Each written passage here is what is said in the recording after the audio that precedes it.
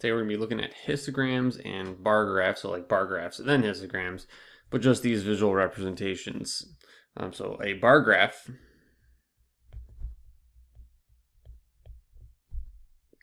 records data categories along the horizontal axis with height corresponding to the frequency or relative frequency of the data. So this is a really nice representation of data that you might see a lot whenever you're reading articles or magazines and they're trying to show you some sort of data. Histograms and bar graphs, definitely the most commonly used. So in this section, we're going to look at how to create a bar graph and how that's generated. So before we do that, let's look at just an example of reading a bar graph. So this problem is a little outdated on purpose because it's related to technology, and we have some results here. So whenever you're reading a bar graph, you want to make sure you know how to actually read it. So across the x-axis, we have the type of technology: computer, TV, telephone, radio, iPod, webcam. And then across the y-axis, or down the y-axis, we have the number of users in millions. So in millions means that for TV, for example, here's TV, doesn't mean that 6 people are using TV. It means 6 million people recorded using a TV. And the reason this problem is outdated, or why I chose this problem as like an outdated problem, because it has the different categories of technology. We have computer, TV, telephone, radio, iPod, webcam. Like right now, if I ask that question, it'd probably be an overwhelming majority of, or if I looked into this question, it'd be an overwhelming majority of people that say phone, because everything's on the phone. Like you could do everything. All of these functions can be used on your cell phone. So it wouldn't be a very good distribution to look at of some data. So letter A is asking how many users preferred an iPod. So we look at iPod. iPod is right here. That's where the bar goes from 0 to here. So that's 1. So that'd be 1 million people. What is the most used technology? So the most used would be the highest bar, which is recording 8 million. So the most people said they used the telephone the most, 8 million.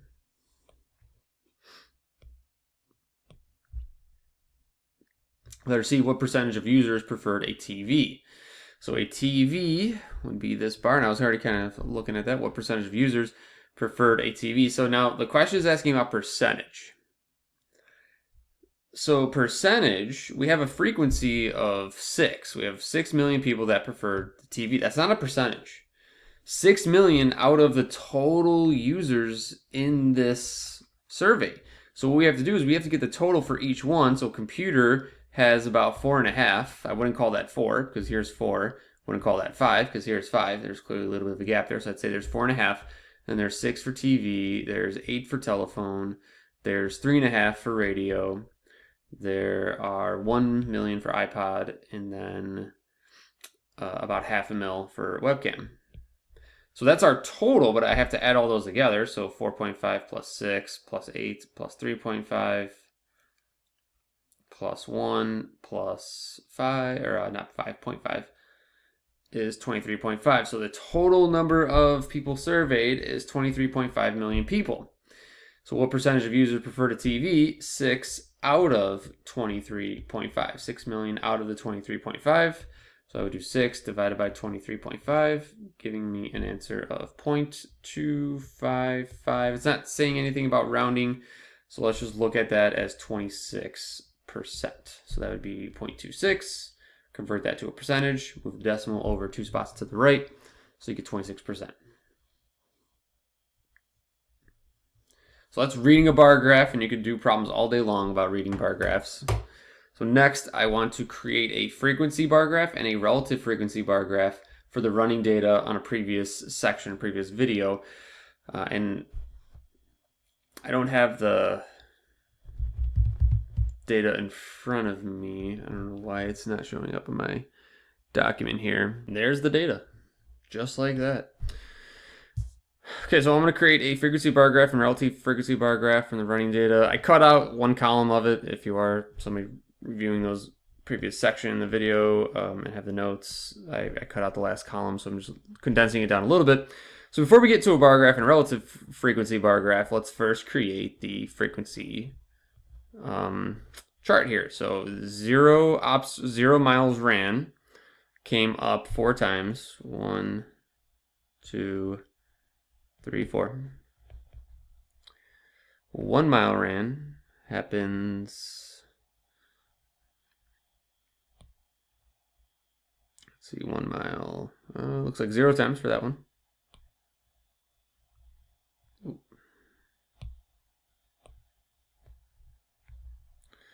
2 miles ran.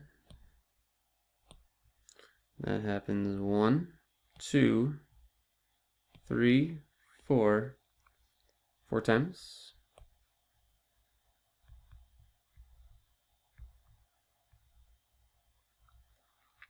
3 miles ran.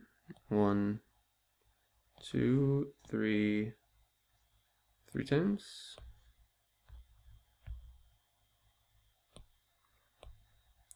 4 miles.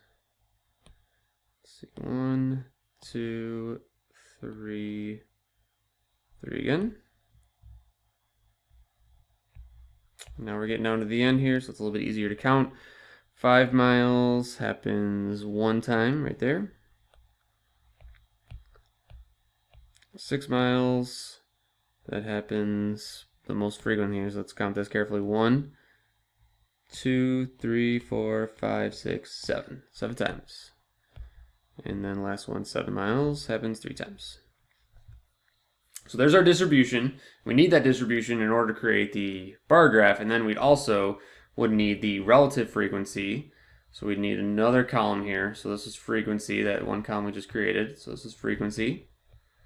And then create relative frequency. I'm trying to condense this down so I'm not taking up a whole lot of space here. So relative frequency would be the frequency divided by the total, which we talked about before.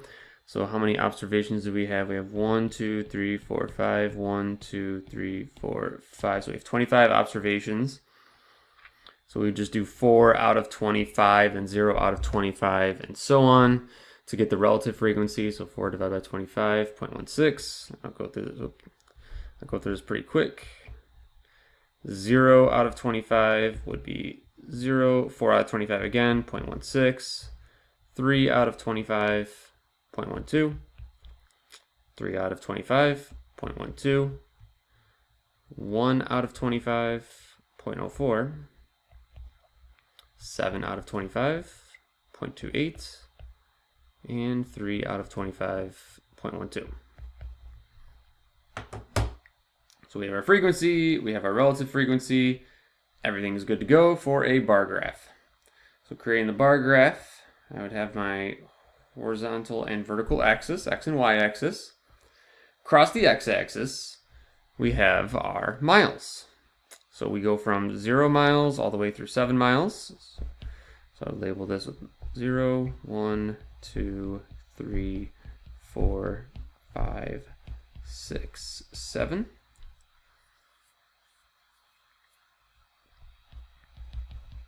And that was miles. Y-axis we would label with frequency.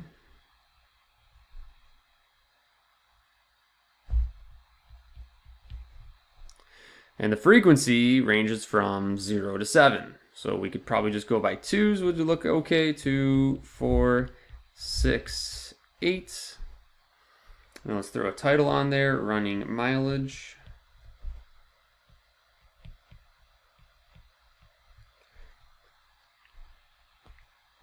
And then we just create our bars for each observation. So 0 miles happened 4 times. So I draw a bar right there. 1 mile happens 0 times. So since it's 0, you don't actually have to physically write a bar. I just like to draw like a line there just to indicate that there was an observation of 0. 2 miles happens 4 times. 3 miles happens 3 times. 4 miles happens 3 times. 5 miles happens once. 6 miles happens 7 times. And 7 miles happens 3 times.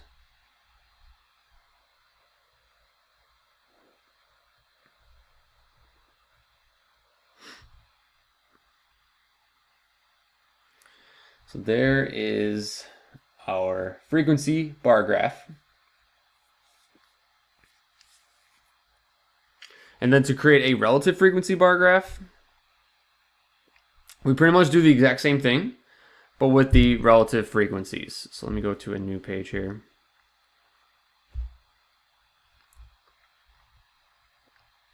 So I would do the exact same thing. The only difference being relative frequency. So I'd have the same miles. So 0, 1, 2, 3, 4, 5, 6, 7. Then my y-axis would be relative frequencies. Let's go back for a second. Relative frequencies were from 0 to 28%. So maybe we just go by like 0.10, 0.20, and then 0.30. You could probably even go by like 0.05, 0.10, 0.15, but I'll just shortcut it a little bit and go there. So we have miles across the x-axis, relative frequency for the y-axis, and then still the same title, running mileage.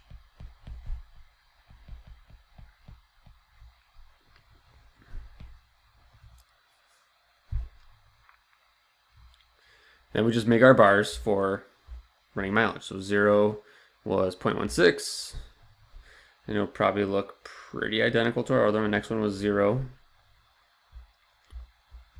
2 miles, 0.16, 3 miles, 0.12, 2 miles, 0.16, and 3 miles, 0.12, 4 miles, 0.12, 5 miles, 0.04, 6 and 7, 0.28, 0.12.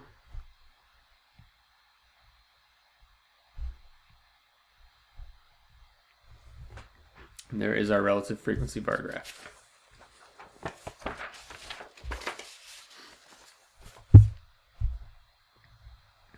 If I go back and kind of compare, they look pretty identical. Like they're pretty much the same graph, just the relative frequency is just the different. The labels on the y-axis are a little bit different. You could use percentages too. If you wanted to, you could put 10%, 20%. And notice that I'm not going all the way up to 100, like 1.0, because we don't need to. Like, why would I go any higher than 0.30 when my highest value is that 0.28 right there? Like, I don't need to capture all the potential data points. Like, just like here, I didn't have a frequency of like 20. Like, I didn't go all the way up to 20. I just stopped at 8 because my highest amount was 7. So why would I go any further? So that's why you want to keep in mind when you're creating visuals of making sure you capture the information, but not having a lot of extra stuff that's not really needed. So let's go on to histograms. A histogram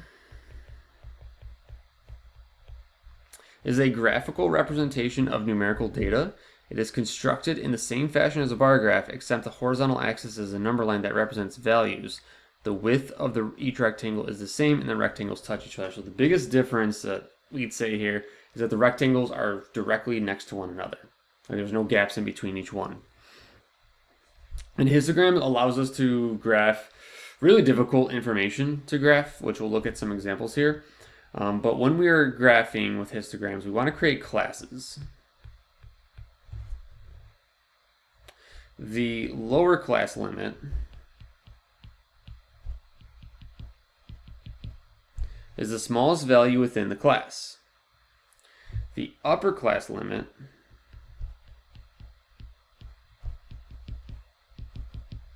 is the largest value within the class. So the class is what decides where we categorize all of the values. And then the class width is the difference between consecutive lower class limits. So the class width determines how big that class is, and then you come up with your lower and upper class limit, but then we put everything in classes, and then that's what helps us generate our histogram. So for example, if I were to look at the running problem, let's say the running problem. We had the miles, it went from like 0 to over 10 miles potentially. Just thinking out loud of some potential mileage here that was given in that data set. So I can create widths, classes of 0 to 1. Then my next class would start at 2 and go from 2 to 3. Now notice the difference between this class and this class of the lower class limits. It's a difference of 2. So my width is 2. So the class width is 2. And it's sometimes difficult to think about when you're looking at numbers like this and age, and sometimes some measurements are kind of hard to peg of like what would be the width. But you really just want to go from lower to determine the class width, lower to lower. So if I take 2 minus 0, that is a difference of 2. So the width is 2. So my next class would start at 4 and go to 5. Because again, the difference between lower to lower should be 2. Because I made my class width 2. So 4 minus 2 is 2. And then I would go from 6 to 7. Because what you might say, if I say, hey, make this width 2. What you might end up doing, just with instinct, is you might say, all right, I'm going to make this first class 0 to 2. Then I'm going to make this 3 to 5, because you're thinking in number sense of like 0 to 2, 2 minus 0 is 2, so there's a difference of 2. 5 minus 3 is 2, so there's a difference of 2. But think about the observations that would go in there. 0, 1, and 2. Right? 0, 1, and 2 would go into this bucket that we just created. But we just want the width to be 2. So only 2 numbers can fall into that category. So that's why when we think about width, you want to go lower to lower, because this bucket has 2, 0 miles and 1 mile, 2 miles and 3 miles, 4 miles and 5 miles, and so on. So the next one would go from 8 to 9, and then we just make this like 10 and above. So that would be a width of 2, each lower to lower being a difference of 2.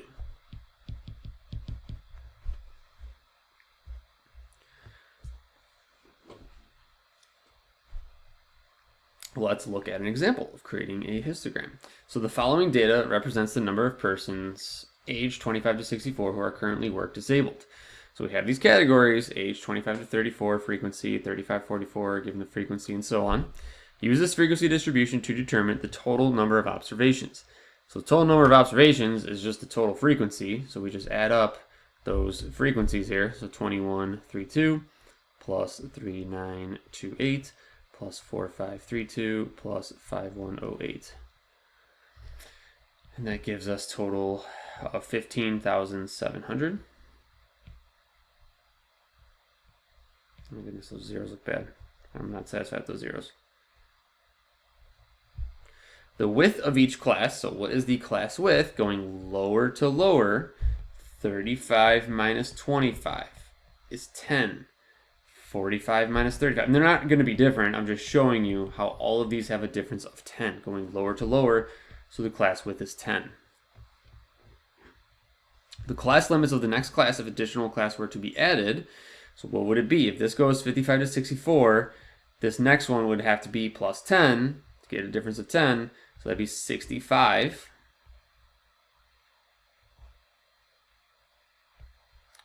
to 74. 65 to 74.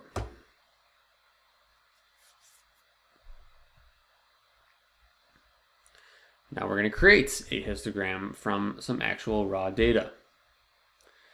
Following data represents the number of hours a college student studies a week over an 18-week semester. So we have some data values here. Now notice the data is all over the place. We have someone that studies 2 hours a week. I wonder how good they're doing in their classes.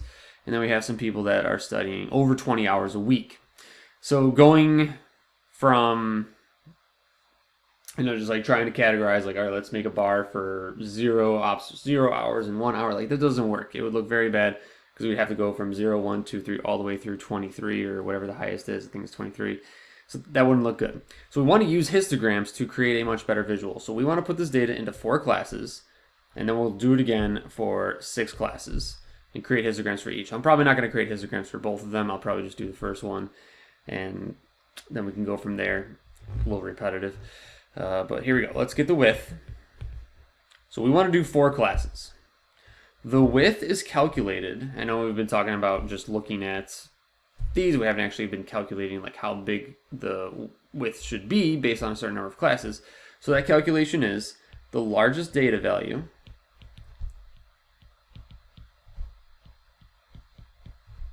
minus the smallest data value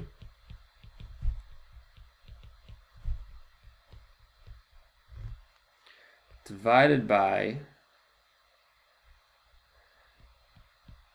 the number of classes.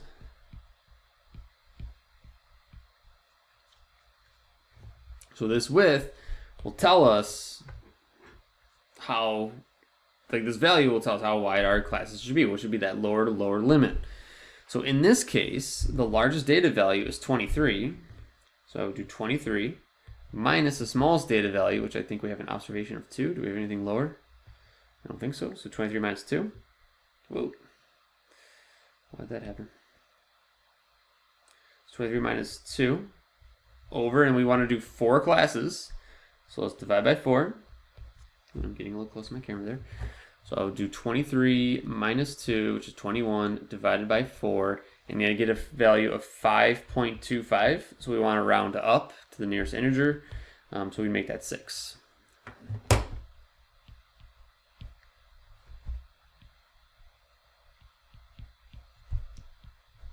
Round up to the nearest integer.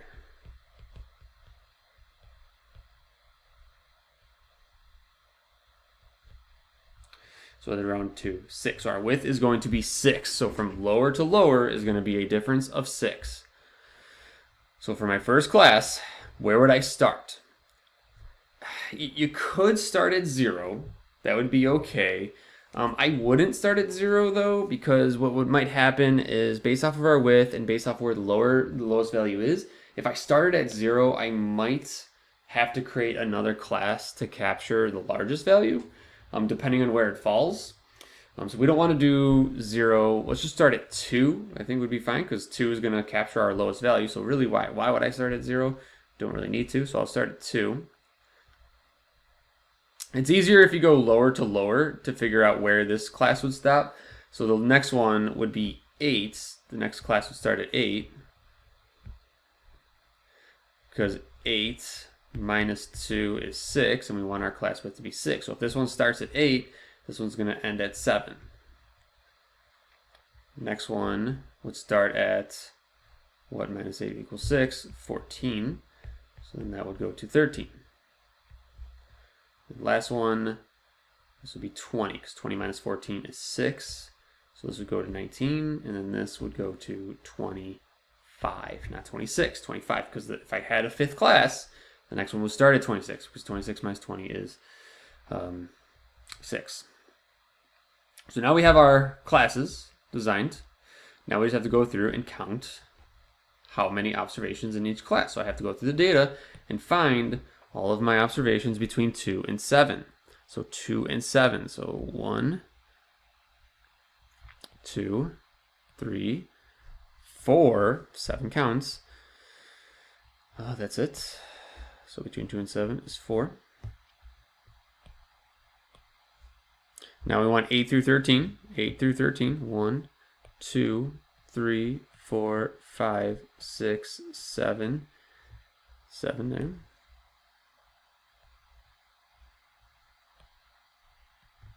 What's next? 14 through 19. 14 through 19. 1, 2, 3. And 20 through 25. 1, 2, 3, 4.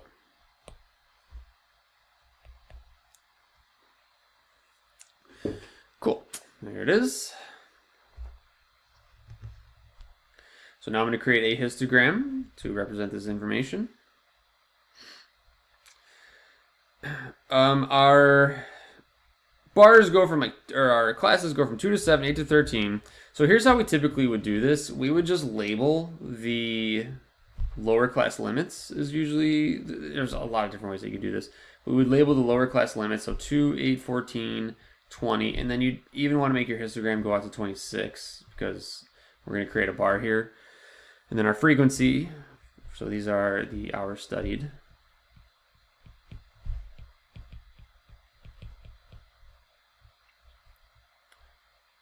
And then frequency on the y-axis, and that would go from we have a frequency up to 7, so let's just go by 2s. 2, 4, 6, 8. And let's title it Students Studying, Students Studying.